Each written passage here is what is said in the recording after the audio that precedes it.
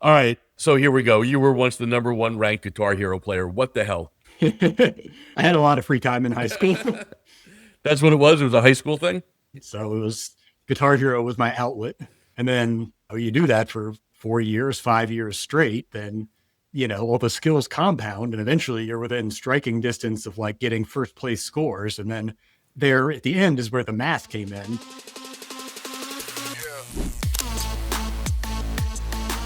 The Business of Betting podcast is presented by Optimove, the number one CRM marketing solution for the iGaming industry. 4 out of the top 5 U.S. operators personalize player experiences with Optimove, the number one CRM marketing solution for the iGaming industry. Learn more about Optimove by requesting a demo at optimove.com/businessofbetting. And if you like what you see, you will get your first month free. All right, welcome back to another edition of the Business of Betting podcast. I am your host, Jeff Edelstein, a senior analyst over at ingame.com.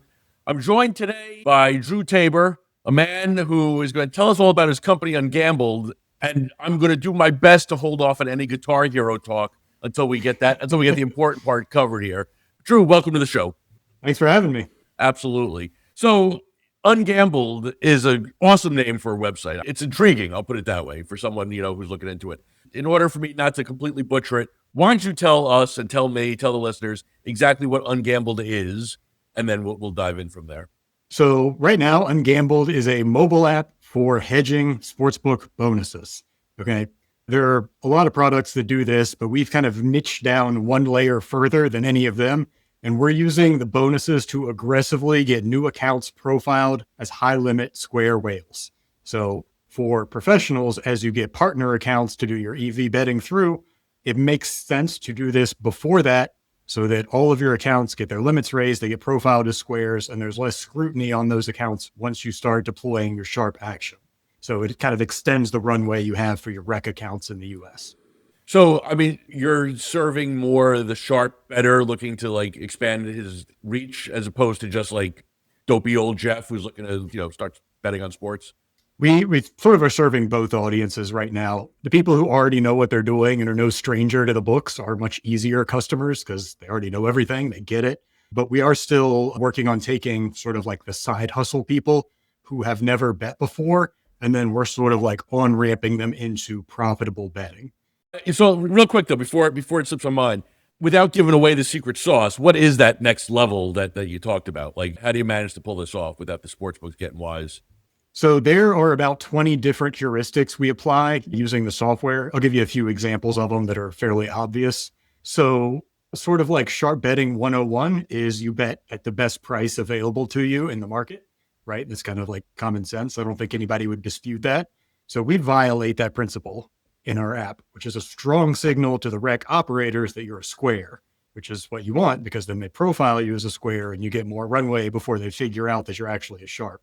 So for example, if you're placing a $5,000 bet and your price at DraftKings is, plus 400 at DraftKings or at FanDuel, you get plus 420. We actually recommend you bet at DraftKings because then the trader on the other side of the desk looks at the bet.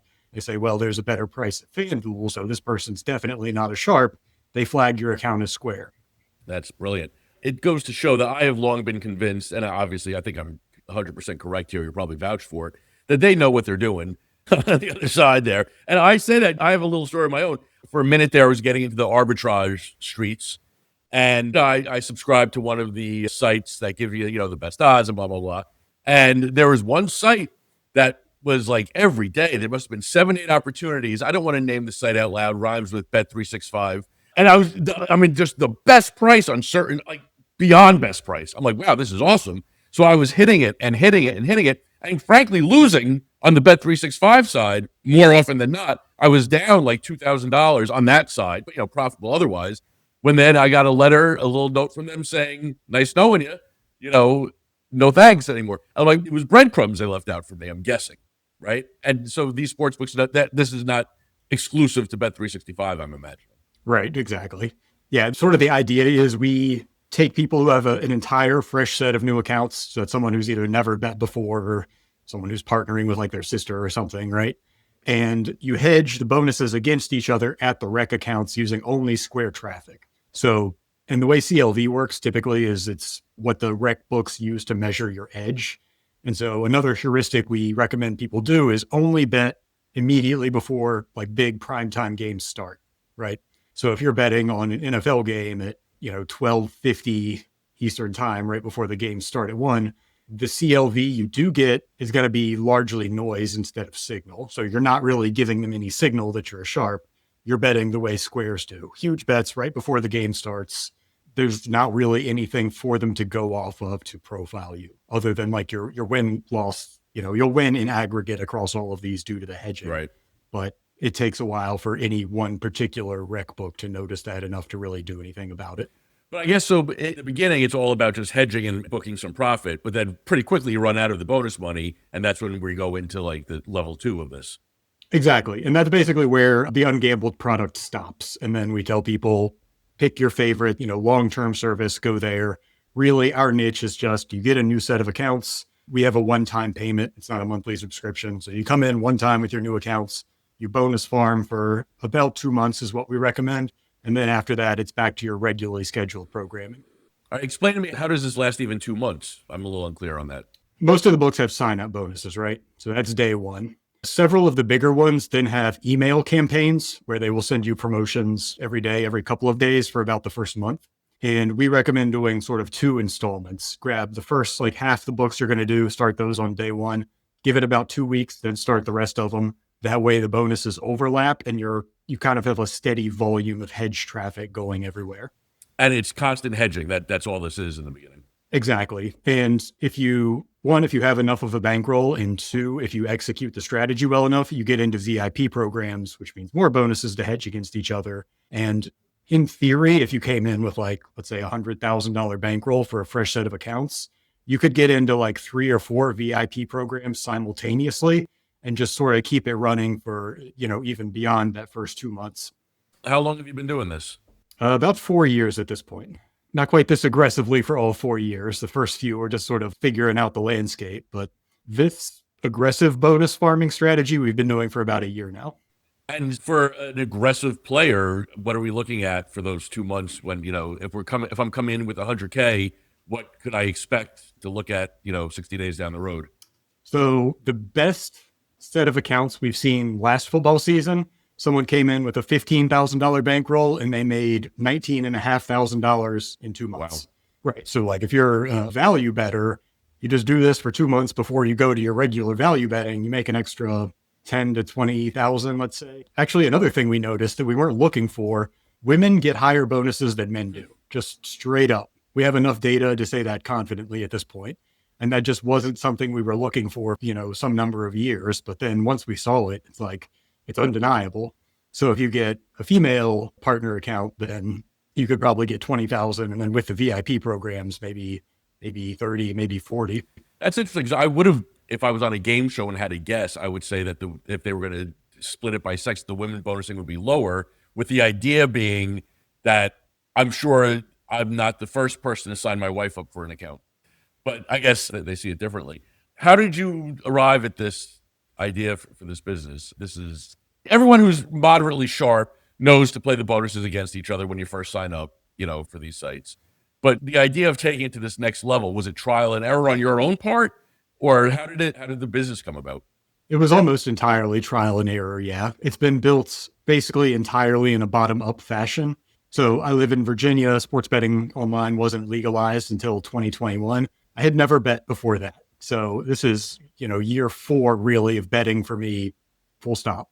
And to start with, I saw the bonuses where, they're giving out $1,000 bonus bets for the first ones. And with hedging, you place 2 total bets, you can make $500. That was all I needed to see. I was like, there's incredible value here. Let me start a business and turn this into a business and distribute it to people for whom making $500 in one day is interesting, which is like a lot of people, right? It's just not the people who are already betting. It's kind of the tricky part. The idea of doing this, I almost wish you came up with this idea 7 years ago when some of those bonuses back in the, in the early days they were like $5,000 matches. There was like big Caesars, man. Caesars had huge ones. And I look back at what I did back then. I'm kicking myself because I didn't do it correctly. Because I wasn't a bettor either. I played daily fantasy, sports, but I wasn't a bettor, and so when all this happened, I'm like, oh, looks like there's probably a way to make some free money here, but I didn't even know where to look. I mean, it would have been something back then. Now, again, if you don't want to give it away, I understand. But what percentage of your business would you say are sharp bettors coming in looking for that new set of accounts, or are bringing people to you looking for a new set of accounts versus just the guy off the street saying, "Hey, I'd like to get involved with this." There's sort of layers to that. Typically, the pattern we see is if we get someone who has never bet before, we run them through their own accounts, they wrap their head around everything, the light bulb goes off, and then they go and they get 5, 6, 8, 10 even partner accounts, and then they just do it over and over again. So like the line between brand new and sharp is kind of blurry in that scenario. And then as for people who already know what they're doing, already doing arbitrage and EV, I'd guess maybe 25% of our customers fit that, right, versus 75% are kind of homegrown. But I guess if I'm a sharp bettor and if I'm looking to get more accounts open, you're almost like, why wouldn't I should be doing business with you, in short, right? Exactly. That's why I'm on this podcast. Right. Well, it makes sense, right? I mean, yeah, if I'm a pro bettor and I'm always looking for outs and I'm looking for new accounts, this is like a brilliant way to get it done. I'm basically, offloading the hard work to you, guaranteeing you making sure these people are getting their money up front, and then it's a happy marriage going down the road. That's the idea. And we've invested a lot in making our app UI as simple and easy to use as possible, because especially for like the pros, the existing sharps, like they don't want to like manually learn how to do all of this stuff when like they're not going to reuse it as much as they are with like their EV models or something, right?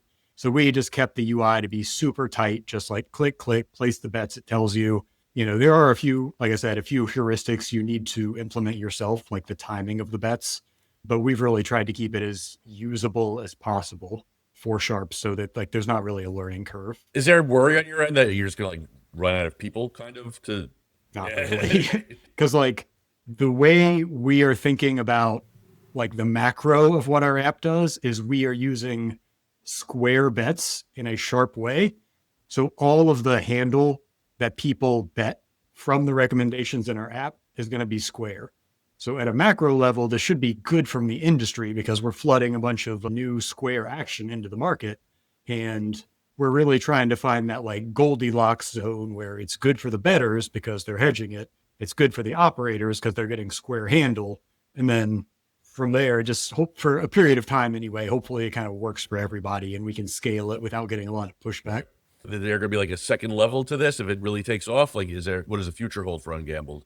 Oh yeah. Probably the biggest thing for getting profiled as square that we have being cooked up is using parlays. I could talk a lot more than you want to listen about all the ways to hedge different parlays against each other, but I'll give you just one softball answer. So a lot of the operators love giving out like same game parlay bonuses, right? So you have to bet on a 3-leg same game parlay and you get a 50% profit boost or whatever. It's not really worth hedging these most of the time because it's way too much time and effort for like a $10 or $20 profit or whatever. But if you get into the VIP programs and they're giving you like $500 limits, there are ways to take a 3-leg same game parlay and hedge it at 4 or 5 other books. And now you're sending high limit square parlays to like 4 books at a time. And you're guaranteed to be profitable while doing it. So that's really the best way to like groom a bunch of different rec accounts in parallel using the bonuses. All right, young Sheldon, you broke my mind. So that's a new one. Be able hedging parlays across a bunch of different books. That's good luck, man. That takes work. The logic to calculate that is very complex, and getting that built into software is not something you just knock out in a weekend. But sooner or later, we're going to have that built into the software, and that's going to be like next level advanced bonus farming. Yeah, no kidding. I was Googling around and I came across a little biography of you that you basically finished every math class in the state by the time you were in high school. Is that right? Yeah. Was that on Udemy? I don't know. I listen, I'm best friends with the ChatGPT. I said, tell me everything I need to know about Drew Tabor. And it's been out some biographical stuff. And that's one thing that caught my eye. And so obviously you have an affinity and a talent at math, period, right? So since you weren't a sports bettor and since you only started this a few years ago, what happened in between? Yeah, well, a lot of math. So we started with a bonus and like that's the bonuses and that's still what the software does.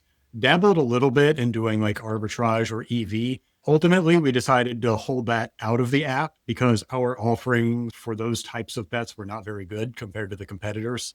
From a business perspective, one of the sort of one-liners of ours I've always remembered and stuck to is you don't want to have a competitive product. You want to have a unique product because that's more valuable.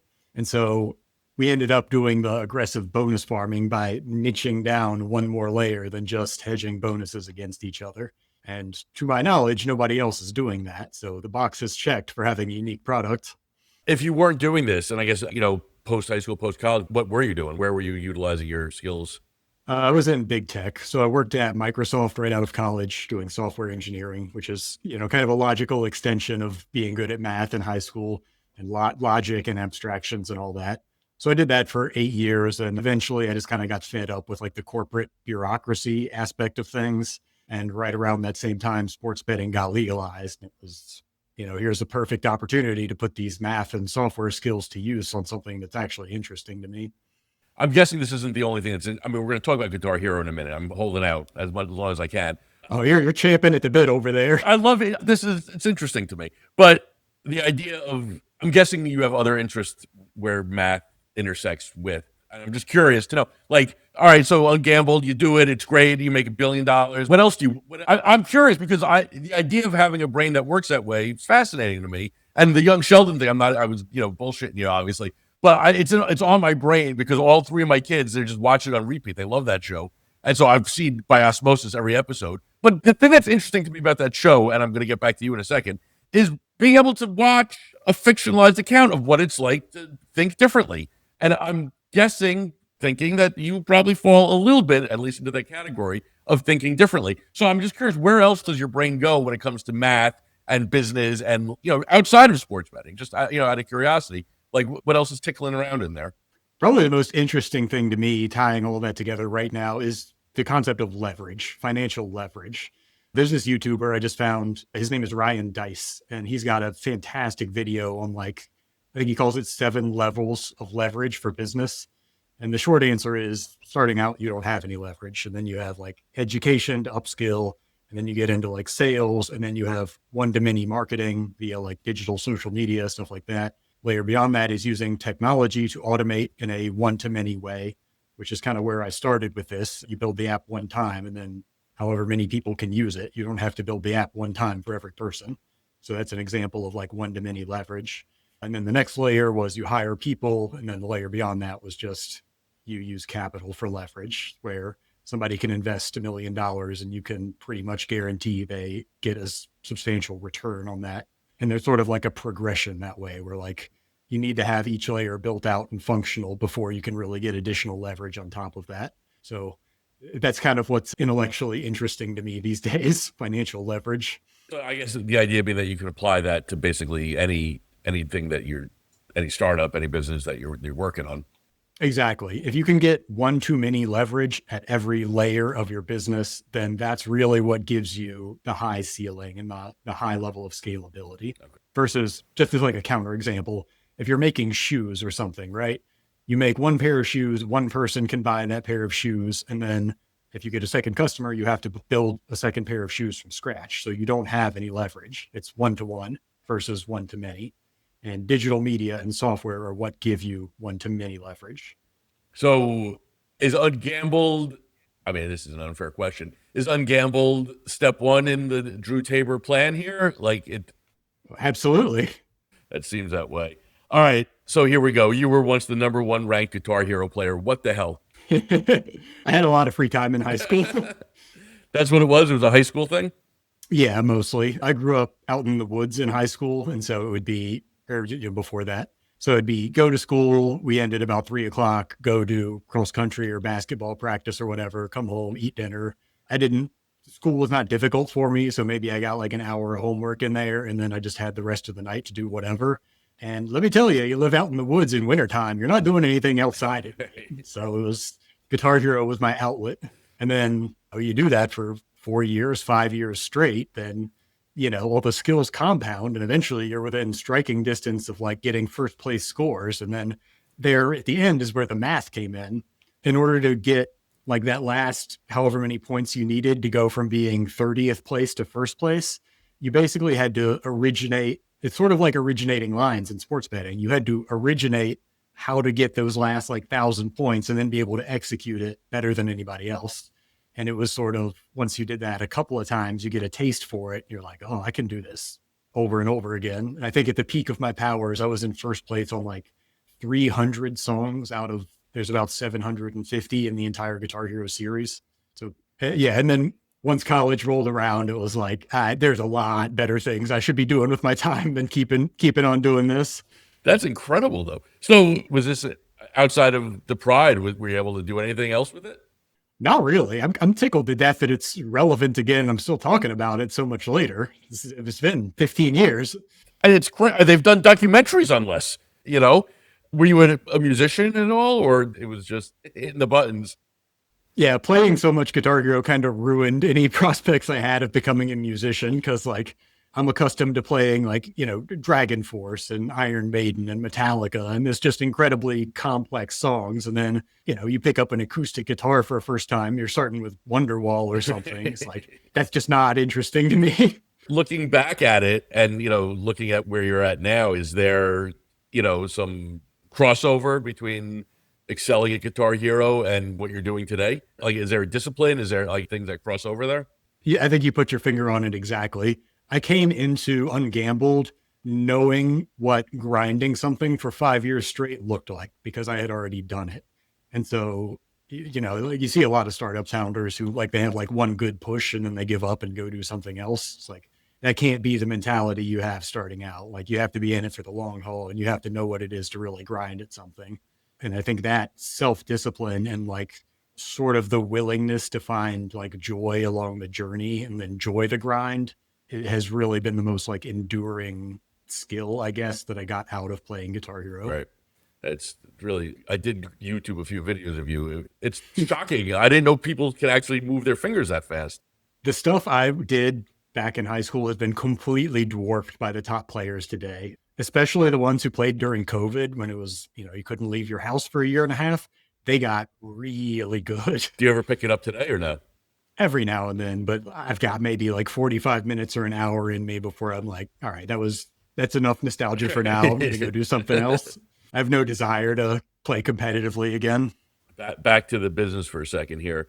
Are you finding it welcoming, difficult, you know, arched eyebrows when you talk to the pro bettors and say, hey, listen, I got something that you might be interested in. Like you should come listen to what I'm selling here.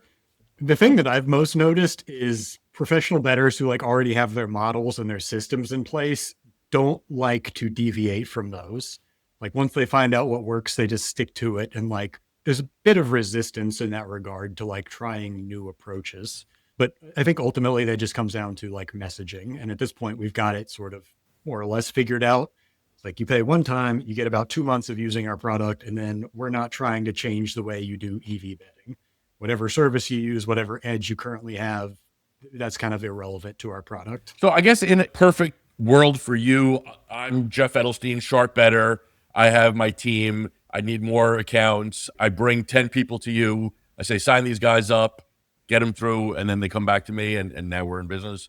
Pretty much, yeah. The software is almost entirely self-service, and we have an online community in school, skool.com.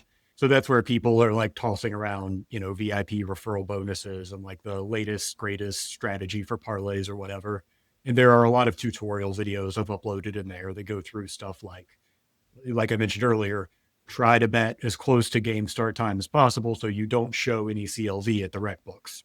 And if you do that and you execute it well, you should get a lot of bonuses that you would not otherwise get, to the extent that it far exceeds the price tag. And then it ends up being good value for everyone, basically. Prediction markets is on everyone's tongue these days. Yeah, they're pretty much set to kind of explode, I think. Good, bad, indifferent. How do you see that for you and Ungambled? To the extent that they are willing to market them, it's good for us because that means more bonuses.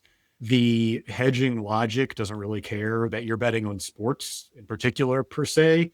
If you want to bet on politics or something and you can hedge that and there's a bonus, then math still works. So I would say net good, at least in the short term. I haven't spent a ton of time thinking about like What happens if the prediction markets extinct half of the rec sports books or something? That would probably end up being that bad for us. But a lot of stuff can happen between now and then. It seems like it's very unsettled at the moment. Well, that's the smartest thing that anyone's ever said about the prediction markets. Everyone's got an opinion of what they think is going to happen.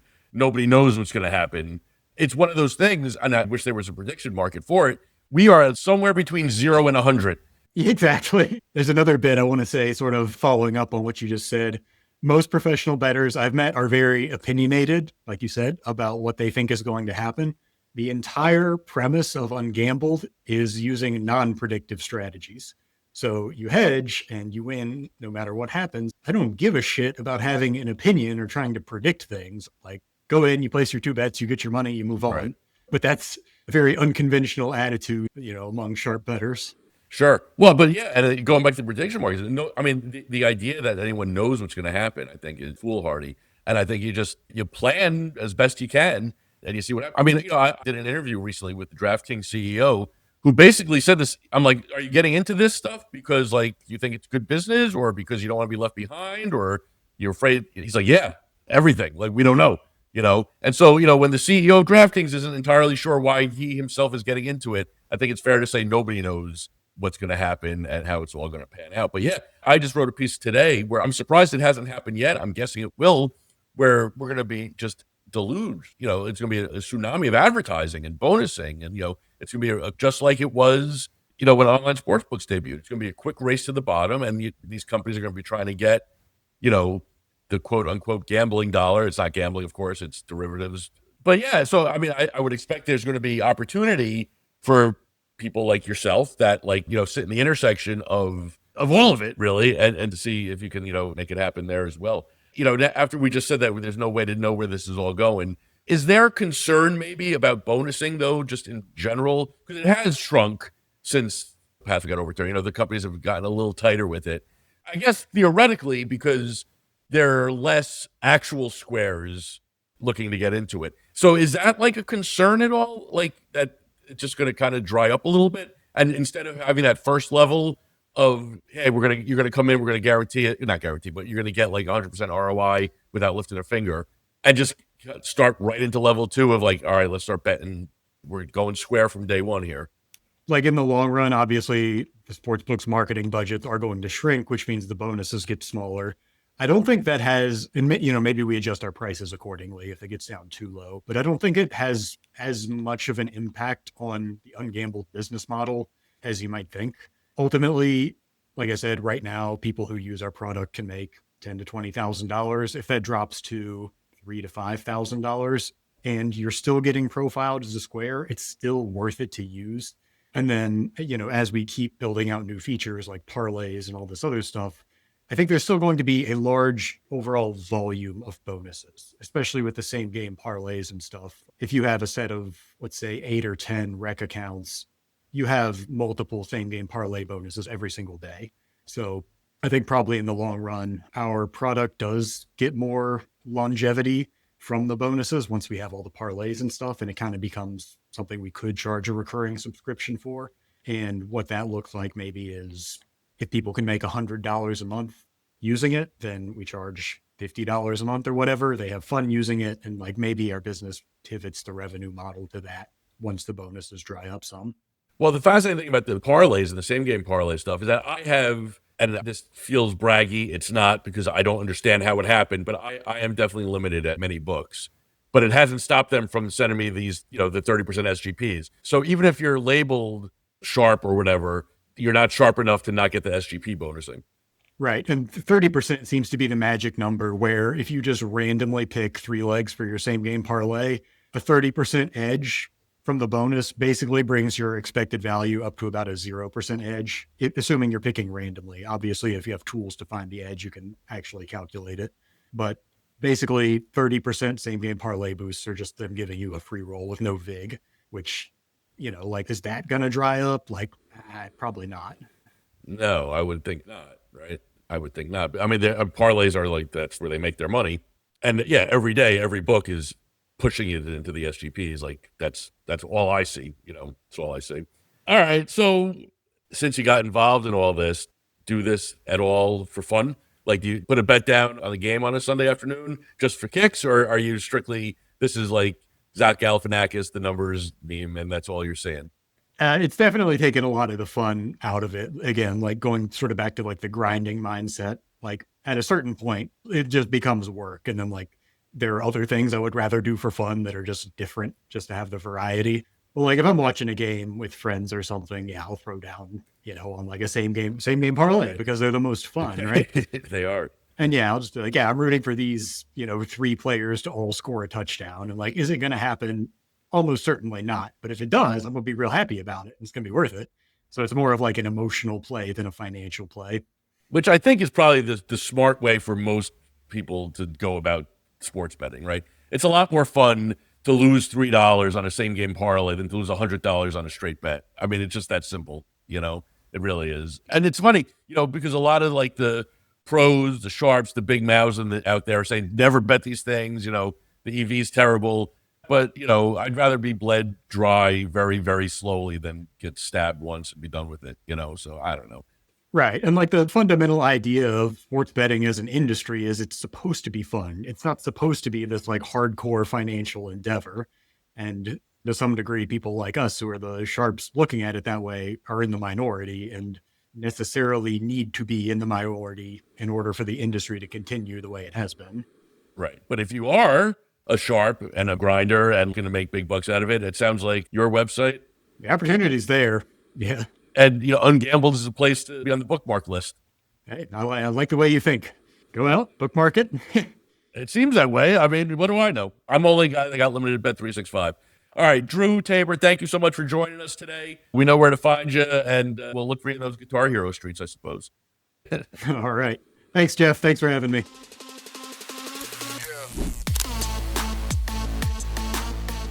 The Business of Betting podcast is presented by Optimove, the #1 CRM marketing solution for the iGaming industry.